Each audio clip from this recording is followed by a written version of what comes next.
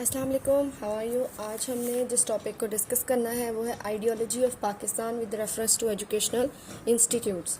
तो जिस तरह प्रीवियस लेक्चर में हमने आइडियोलॉजी के बारे में पढ़ा था कि आइडियोलॉजी क्या होती है, इसके सोर्स क्या होते हैं, ठीक है, किस तरह आइडियोलॉजी मर्ज होती है, क्या क्या प्रॉब्लम्स होती हैं किसी नेशन को जब वो उनकी एक स्पेसिफिक आइडियोलॉजी मर्ज होती है। तो आज हमने देखना है कि जो पाकिस्तान की आइडियोलॉजी जो कि before the creation of Pakistan 1857 से कुछ देर बाद इमर्ज हुई थी, तो उस आइडियोलॉजी का क्या ताल्लुक है एजुकेशनल इंस्टीट्यूट्स के साथ, या उस आइडियोलॉजी को इमर्ज होते वक्त कौन कौन सी एजुकेशनल मूवमेंट्स थी, या हम किस तरह रिलेट करते हैं ideology of Pakistan with educational institutes. ठीक है, अब सबसे पहले हम देखते हैं educational background of India before the emergence और क्रिएशन ऑफ पाकिस्तान। इंडिया के क्या एजुकेशनल बैकग्राउंड था। तो इंडिया एक पायनियर टेरिटरी कंसीडर किया जाता है इन पर्सपेक्ट ऑफ एजुकेशनल इंस्टीट्यूट्स, यानी कि बहुत अर्ली इंस्टीट्यूट्स थे एजुकेशन के इंडिया के अंदर, जस्ट लाइक टेक्सिला में, मदारस में, बनारस में। सो उनमें एक्सीलेंट एजुकेशनल इंस्टीट्यूट थे। फॉर एग्जांपल कि वर्ल्ड की फर्स्ट फॉर्मल एजुकेशन की यूनिवर्सिटी टेक्सिला में थी, और यूनिवर्सल ट्रूथ इंडियन एजुकेशन के बारे में कहा जाता है that education is the most dangerous thing in the world. यहाँ पे एक और चीज़ ये है कि education is costly without government support. तो उस ज़माने में, जिस ज़माने की मैं बात कर रही हूँ, उसमें ये था कि गवर्नमेंट सपोर्ट के बगैर एजुकेशन एक बहुत कॉस्टली चीज़ थी, बिल्कुल भी अफोर्डेबल चीज़ नहीं थी, स्पेसिफिकली मिडिल क्लास और लोअर क्लास लोगों के लिए। तो नेक्स्ट हम देखते हैं कि जब हम एजुकेशनल हिस्ट्री इंडिया की पढ़ते हैं तब वहाँ पे कितनी वेव ऑफ एजुकेशन आई थी। तो बेसिकली वहाँ पे 4 वेव्स ऑफ एजुकेशन थी जो कि इंडिया में इमर्ज हुई थी। अब हम फोर वेव्स ऑफ एजुकेशन के बारे में बात कर रहे थे जो कि इंडिया में इमर्ज हुई थी। तो सबसे फर्स्ट वेव जो इमर्ज हुई थी वो रूलिंग क्लास की थी। एजुकेशन जो कि गवर्नमेंट सपोर्ट के बगैर कॉस्टली थी। तो फर्स्ट वेव में क्या हुआ था, जो एजुकेशन थी वो सिर्फ और सिर्फ प्राइवेट मैटर थी, क्लर्जीज थे या फिर रूलिंग क्लास थी जिन्होंने ये एजुकेशन सिस्टम बनाया था, और ये सिर्फ और सिर्फ इलाइट क्लास के लोगों के लिए थी, जो कि आज तक चलती आ रही है कि सिर्फ और सिर्फ अपर क्लास के लोग ही ये एजुकेशन अफोर्ड कर सकते थे। तो फर्स्ट वेव में एजुकेशन बिल्कुल प्राइवेट थी, और उसके बाद ये सिर्फ और सिर्फ अपर क्लास लोगों के लिए थी। ठीक है, उसके बाद सेकेंड वेव जो आई, सेकेंड वेव में जो एजुकेशन थी वो थी जो डिवाइड की गई थी कास्ट सिस्टम की बेसिस पर, वो ये थी बुद्ध मत के लोगों के लिए थी और जैन मत के लोगों के लिए थी। इन लोगों के लिए एजुकेशन का सिस्टम इंट्रोड्यूस करवाया गया था। इन वेव को थोड़ा सा डिटेल में हम पढ़ते हैं बाद में। उसके बाद third wave of education Muslims की थी, क्लर्जी ऑफ मुस्लिम और सूफीज़म या सूफिया कराम के एरा के अंदर जो एजुकेशन आई, तो वो थर्ड वेव में आती है। और फोर्थ वेव जो लास्ट थी वो थी क्रिश्चियन मिशनरी के एरा में एजुकेशन इंस्टीट्यूट्स के में क्या चेंजेस आई, उनके क्या मिशंस थे, और उन्होंने किस तरह एजुकेशन सिस्टम को आने के बाद 1608 में जब ईस्ट इंडिया कंपनी इमर्ज हुई थी, उसके बाद क्रिश्चियन मिशनरीज जो आए थे उन्होंने कन्वर्ट करना स्टार्ट किया था। उनका मिशन था कि क्रिश्चियनिटी में कन्वर्ट कर दिया जाए हिंदूज और मुस्लिम्स को। तो उन्होंने क्या किया था, एक मिशन स्टार्ट किया था। जो क्रिश्चियन मिशनरी के आने के बाद जो एजुकेशन में फोर्थ वेव आई, जो कि चेंजिंग्स आई, उन सबको हम डिटेल में डिस्कस करेंगे। वन बाय वन हम इन वेव्स को पढ़ेंगे। Okay, now we are going to discuss the background history of education system in India. India के अंदर जो एजुकेशन सिस्टम स्टार्ट हुआ था उसका हिस्ट्री क्या है, हिस्टोरिकल पर्सपेक्टिव क्या है, तो ये सारे हम इसमें डिस्कस करेंगे। सबसे पहले ये है कि जो हिस्ट्री है उसमें इंडिया के अंदर 3 ट्रेडिशनल एलिमेंट्स को टीच किया जाता था, teaching of 3 traditional elements, and that 3 traditional elements include Indian religion, Indian mathematics and Indian logic. ये 3 मेजर सब्जेक्ट्स थे जो इंडिया में हिस्ट्री में पढ़ाए जाते थे, स्टार्ट में पढ़ाए जाते थे। That was logic, religion and mathematics.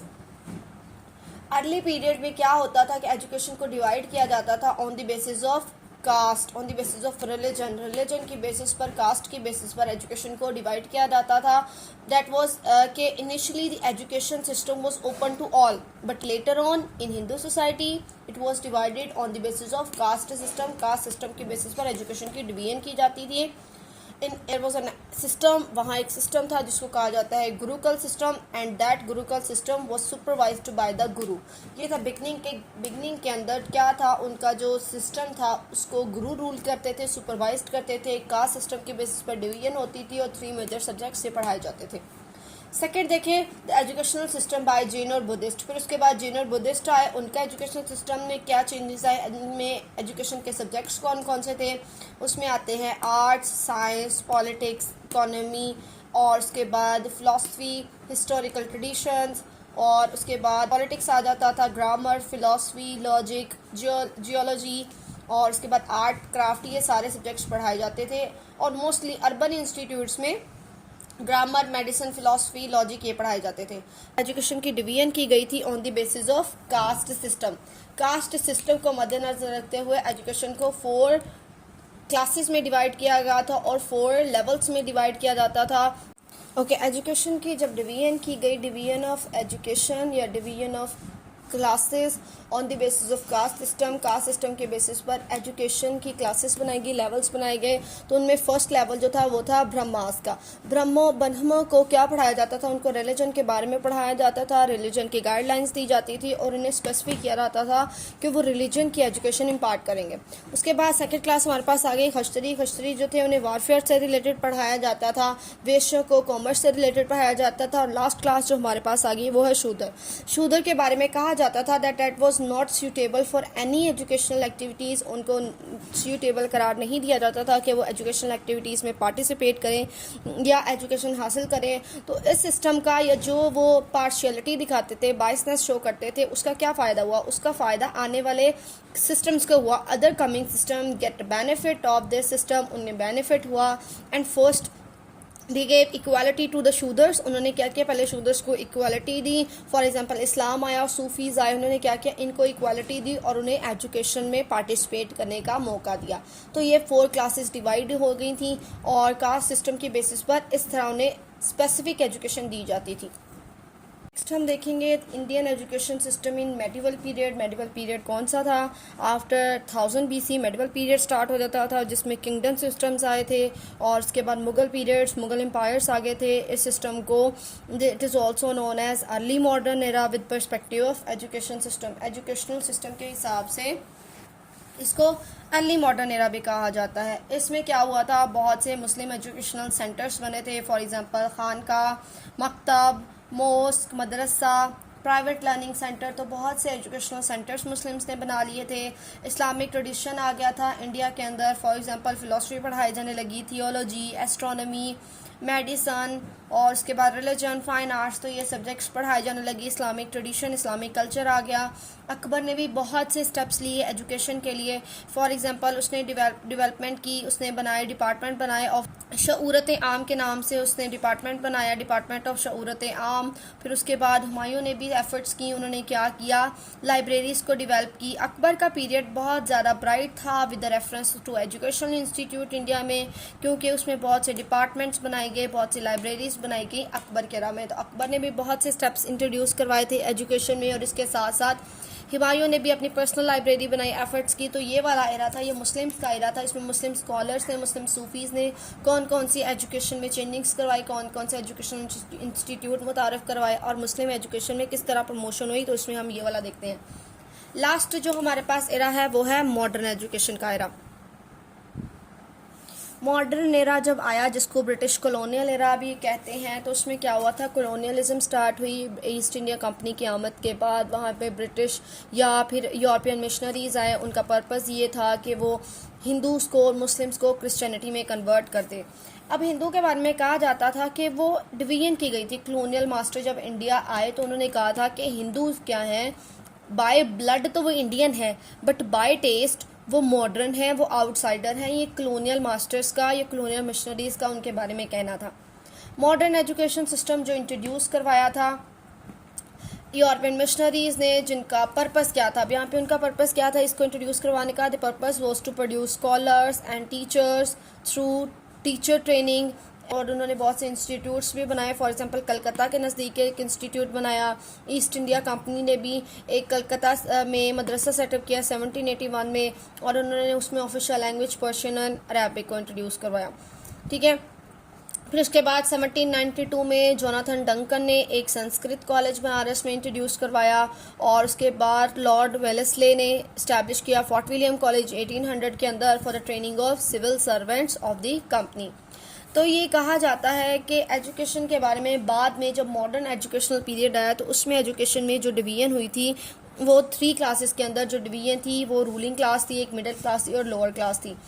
जो रूलिंग क्लास थी वो मास्टरमाइंड सेटअप के लोग थे, उन्हें प्राइवेट इंस्टीट्यूट्स में पढ़ाया जाता था, बेस्ट ट्रेनिंग दी जाती थी। अपर क्लास के लोग थे, उनका पर्पस था कि ऐसे मास्टरमाइंड क्रिएट किए जाएं जो नेक्स्ट जाकर रूल करें। सेकंड था मिडिल क्लास लोग, जो कि कॉमन लोग थे, कॉमन पब्लिक थी और उन्हें पब्लिक स्कूल्स में पढ़ाया जाता था, कॉमन पब्लिक थे और इन्हें नॉर्मल एजुकेशन दी जाती थी। लास्ट में हमारे पास आते हैं लोअर क्लास के जो थे इंडिविजुअल्स। लोअर क्लास को रिलीजियस इंस्टीट्यूट्स में ऐड किया जाता था और रिलीजन सिर्फ और सिर्फ फिक्स होकर रह गया था लोअर क्लास के लिए। तो आज के लेक्चर में हमने इंडिया के अंदर या सब country before the creation of Pakistan और इंडिपेंडेंस ऑफ पाकिस्तान हमने क्या एजुकेशनल बैकग्राउंड था हिस्ट्री के अंदर, इंडिया के अंदर हमने पढ़ा, जिसमें सबसे पहले हम देखते हैं कि रूलिंग क्लास आ गई थी। रूलिंग क्लास के बाद हमारे पास सेकंड वेव बुद्ध मत और जैन मत वाली की आ गई थी कि कास्ट सिस्टम की बेसिस पर उन्होंने किस तरह डिवीजन की, कौन कौन से सब्जेक्ट पढ़ाए। थर्ड वेव हमारे पास क्लर्जी ऑफ मुस्लिम्स की आ गई थी, सूफी किस तरह उन्होंने चेंजिंग्स की, कौन कौन से मुगल बादशाह थे जिन्होंने चेंजिंग्स की और एजुकेशन में रिफॉर्म्स करवाई या डिपार्टमेंट्स इंट्रोड्यूस करवाया। लास्ट हमारे पास आता है मॉडर्न एजुकेशन सिस्टम जो कि क्रिश्चियन मिशनरीज का है, उन्होंने किस तरह डिवीजन ऑफ एजुकेशन की। इन सबको हिस्टोरिकल बैकग्राउंड को बताने का मतलब ये है, पर्पस ये है कि नेक्स्ट हमने क्या करना है, कुछ ऐसी एजुकेशनल मूवमेंट्स पढ़नी है जो 1857 की जंग आज़ादी के बाद जो कि नाकाम हो गई थी, उसके बाद वो मूवमेंट स्टार्ट हुई थी मुसलमानों की वजह से।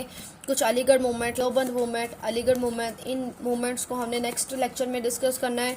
और 3 बेसिक इंस्टीट्यूट्स को भी हमने पढ़ना है, 3 to 4 होंगे और इन इंस्टीट्यूट्स के बारे में देखना है। बेसिकली इन इंस्टीट्यूट में से क्वेश्चन आ जा रहा होता है, जस्ट लाइक अलीगढ़ इंस्टीट्यूट और उसके बाद नदवातुल उलमा और देवबंद इंस्टीट्यूट। तो ये सारे एजुकेशनल इंस्टीट्यूट्स हमने पढ़ने हैं। एजुकेशनल इंस्टीट्यूट्स इंपॉर्टेंट हैं और with the reference of ideology इनमें से क्वेश्चन आ जा रहा होता है। That's all about today. हमने एजुकेशनल सिस्टम हिस्ट्री उसकी क्या थी वो सारी कंप्लीट की। नेक्स्ट हम एजुकेशनल इंस्टीट्यूट्स पढ़ेंगे इंडिया में। Thank you so much. That's all about today. अल्लाह हाफिज़।